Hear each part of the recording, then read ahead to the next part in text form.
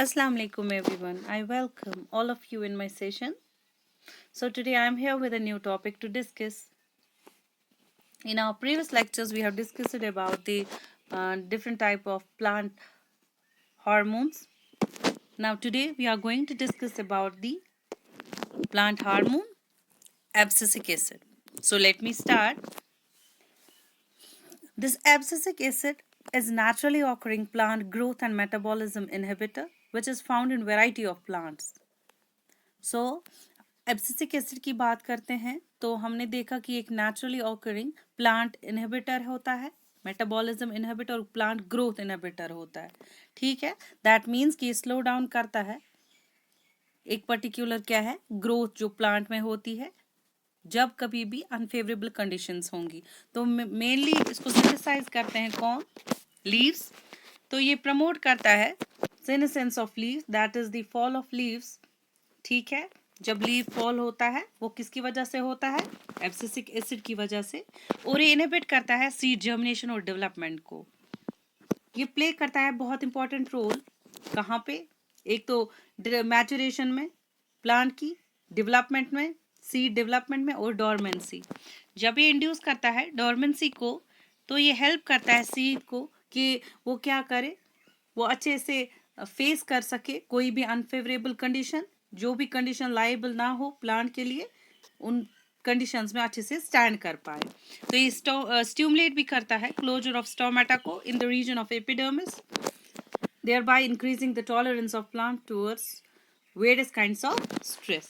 ठीक, जैसे कि अब हम एग्जाम्पल एक लेंगे कि प्लांट जो है उनमें लिमिटेड सप्लाई ऑफ फूड होता है. ठीक है, स्ट्रेसफुल कंडीशंस जब भी होंगी, लाइक कि जब भी कोल्ड कंडीशंस होगी, जब वाटर और सनलाइट की स्कैर्सिटी होगी, प्लांट जो है वो मच नहीं कर सकता है अपनी प्रोसेस ऑफ फोटोसिंथेसिस जो है फूड मेकिंग प्रोसेस. तो वहाँ पे एब्सिसिक एसिड जो है वो एक्ट करता है इस प्लांट पे. तो इसकी स्लो डाउन करता है ग्रोथ और मेटाबॉलिज्म को. दैट मीन्स कि जो भी इनटेक न्यूट्रिएंट्स का है या वाटर इनटेक उसको स्लो डाउन करता है ताकि प्लांट जो है वो सरवाइव कर पाए अवेलेबल फूड रिसोर्सेज में. ठीक, तो और ये फ्रीजिंग कंडीशंस या ड्राफ्ट लाइक कंडीशंस जब होंगी तो वहाँ पे क्या करता है, ये क्लोजर ऑफ स्टोमेटा करता है. ठीक है, ताकि क्या हो जाए, वाटर जो है कंजर्व हो जाए, क्योंकि ट्रांसपायरेशन जो है प्रोसेस उसको मिनिमाइज कर हो जाए. ठीक है, तो ट्रांसपायरेशन प्रोसेस हमें पता ही है कि लॉस ऑफ वाटर. ठीक है, जब प्लांट में क्या हो जाता है, loss of water through air parts में.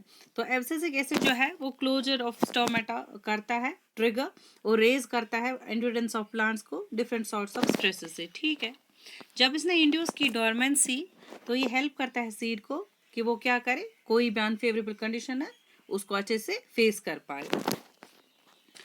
तो जब हमने आप एब्सिसिक एसिड की बात की, हमने बोला जो भी अर्ली एक्सपेरिमेंट्स थे ना, उन्होंने पेपर क्रोमेटोग्राफी टेक्निक यूज की कि सेपरेट कर सकें वो क्या, प्लांट के एक्सट्रैक्ट्स को.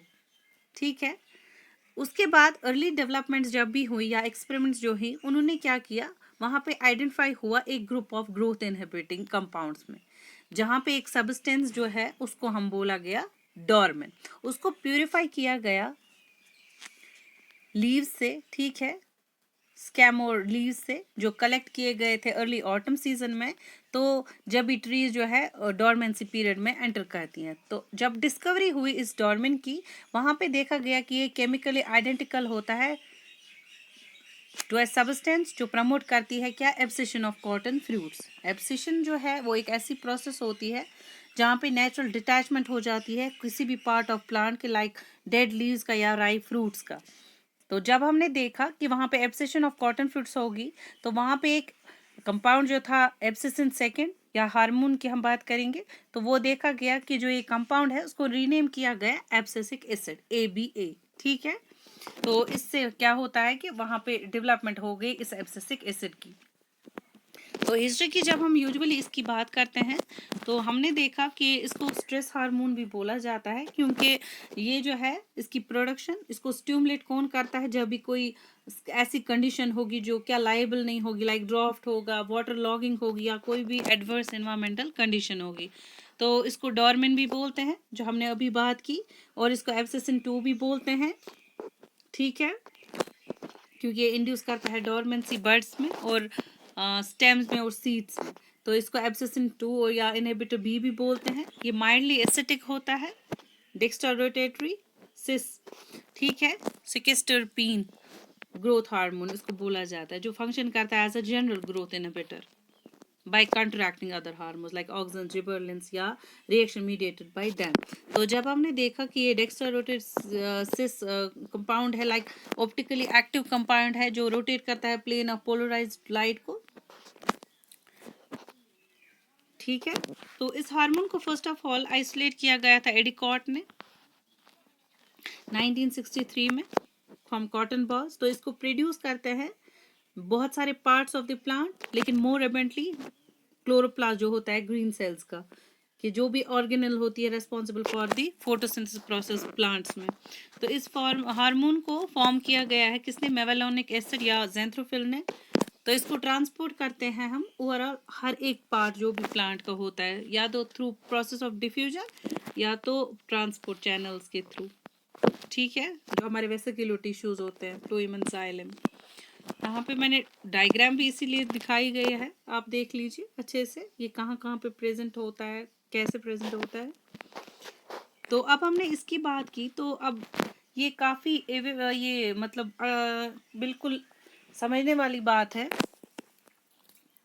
कि जब भी ये हमारा हार्मोन जो है इसका इम्पैक्ट क्या होगा, फिजियोलॉजिकल इफेक्ट्स क्या होंगे, जो भी डिफरेंट मतलब प्रोसेसेस हैं या डिफरेंट पार्ट्स हैं प्लांट के, वो हम डिस्कस करेंगे। लाइक कि स्टोमेटल क्लोजर हमने बोला, तो जब भी वाटर स्ट्रेस होगा, ठीक है, अवेलेबिलिटी कम होगी, ये जो एब्सिसिक एसिड कंसंट्रेशन होती है वो इंक्रीज हो जाती है प्लांट के लीव्स में, जो लीड करती है टुवर्ड्स स्टोमेटल क्लोजर, ठीक। तो स्टोमेटल क्लोजर जो है उसको कौन करता है, जब रिडक्शन हो जाती है गॉड सेल टर्गर प्रेशर की, ठीक है, जो कौन करता है, जब लार्ज इफ्लक्स आ जाता है किसका, पोटेशियम आयंस का और एनायंस का, लाइक कि क्लोराइड या मैलेट आयंस जब आ जाते हैं सेल से, ठीक है। तो उसके बाद हायर कंसंट्रेशन जब हमने देखी इसकी एब्सिसिक एसिड की, वो इस सेल में तो इंक्रीज होता है, उससे क्या, साइटोसोलिक कैल्शियम कंसंट्रेशन, वहाँ पे दो वे से वो हो जाता है, लाइक कि जब इन्फ्लक्स आ जाता है कैल्शियम आयंस का प्लाज्मा मेम्ब्रेन से, या रिलीज हो जाते हैं कैल्शियम आयंस साइटोसॉल में इंटरनल कंपार्टमेंट्स के थ्रू, लाइक कि एंडोप्लाज्मिक रेटिकुलम से आया या वैक्यूल से आया। तो जब भी इंक्रीज हो गया साइटोसोलिक कैल्शियम कंसंट्रेशन, उससे क्या हो जाता है, ओपन हो जाता है कैल्शियम एक्टिवेटेड एनाइन चैनल्स जो भी प्लाज्मा मेम्ब्रेन के ऊपर होते हैं, ठीक है। जब ओपनिंग हो गई एनाइन चैनल्स की, वो परमिट करते हैं लार्जर क्वांटिटीज किसकी आए, क्लोराइड और मैलेटाइन्स की, कि वो एस्केप हो जाएं, चले जाएं किससे, सेल से, जिसकी वजह से क्या हो जाता है, इलेक्ट्रोकेमिकल ग्रेडियंट्स जो है वो क्या हो जाते हैं, डिक्रीज हो जाते हैं, नीचे आ जाते हैं, ठीक है। तो आउटवर्ड फ्लो हो गया नेगेटिवली चार्ज क्लोराइड और मैलेटाइन्स का, उन्होंने डीपोलराइज किया, that means shifting of charge हो गया, ठीक है। तो उससे हो जाता है, वहां पे ट्रिगर हो जाती है ओपनिंग किसकी, voltage gated potassium efflux channels की, और क्लोज हो गए कौन, voltage gated potassium influx channels. तो एब्सिसिक एसिड जो है उसने इनहिबिट किया एक्टिविटी किसकी, प्लाज्मा मेम्ब्रेन की, जिससे रिजल्ट किया क्या, एडिशनल मेम्ब्रेन डिपोलराइजेशन हो गया वहां पे। तो लार्ज इफ्लक्स जो है बोथ एनाइंस और पोटेशियम आयंस का गॉड सेल्स से, उन्होंने कंट्रीब्यूट किया टुवर्ड्स क्या है, गॉड सेल टर्गर के, जो उन्होंने लीड किया किसकी वजह से, स्टोमेटल क्लोजिंग हो गई, ठीक है। तो इफेक्ट जो है इसका एब्सिसिक एसिड का स्टोमेटल अपर्चर्स पे अंडर रेड और ब्लू लाइट जो है वो वेरी करता है, लाइक इंक्रीज जब हो गया हमारा एब्सिसिक एसिड कंसंट्रेशन, वो इनहिबिट करता है blue light stimulated stromal opening को, ठीक है, एक कंसंट्रेशन डिपेंडेंट फैशन में। लेकिन वहां पे जब हम रेड लाइट की बात करते हैं, वहां पे कोई भी इफेक्ट नहीं पड़ता है स्टोमेटल ओपनिंग पे, स्टिमुलेटिव ओपनिंग पे, ठीक है। तो इन कंट्रास्टिंग रेस्पॉन्सेज को ब्लू और रेड लाइट की जब हम बात करते हैं, तो इसको हम एक्सप्लेन कर सकते हैं जब हमने देखा कि इफेक्ट क्या है एब्सिसिक एसिड का गॉड सेल ऑस्मो रेगुलेशन पे, लाइक की प्रोसेस जो होती है रेगुलेट होता है, जिसकी वजह से ऑस्मोटिक प्रेशर फ्लूइड्स का या इलेक्ट्रोलाइटिक बैलेंस का, ठीक है। तो जब हमने देखा रेड लाइट जो होती है ये हमने देखा कि एब्सिसिक एसिड जो है उसकी कंसंट्रेशन जो है उसमें हमने देखा कि वो इनहिबिट करती है प्रोटॉन पंपिंग को और पोटेशियम अपटेक को, जो क्या होते हैं एक सेंट्रल वो बिहेव करते हैं as blue light stimulated stomatal opening को। तो रेड लाइट जब हम देखते हैं दूसरी तरफ कि वो स्टिमुलेट करती है गॉड सेल्स फोटोसिंथेसिस को और सक्रोज एक्यूमुलेशन को या डिपोजिशन को, उसकी वजह से ऑस्मो रेगुलेटरी पाथवे जो है वो अपेयर हो जाता है as an insensitive towards abscisic acid. तो अब हमने दूसरी बात जब की रूट्स और शूट्स ग्रोथ की, तो एब्सिसिक एसिड जो है वो डिफरेंटली इफेक्ट करता है रूट और शूट ग्रोथ प्लांट की। तो इसके जो इफेक्ट्स होते हैं वो स्ट्रांगली डिपेंडेंट होते हैं वाटर की स्टेटस पे, प्लांट में कितना वाटर प्रेजेंट है।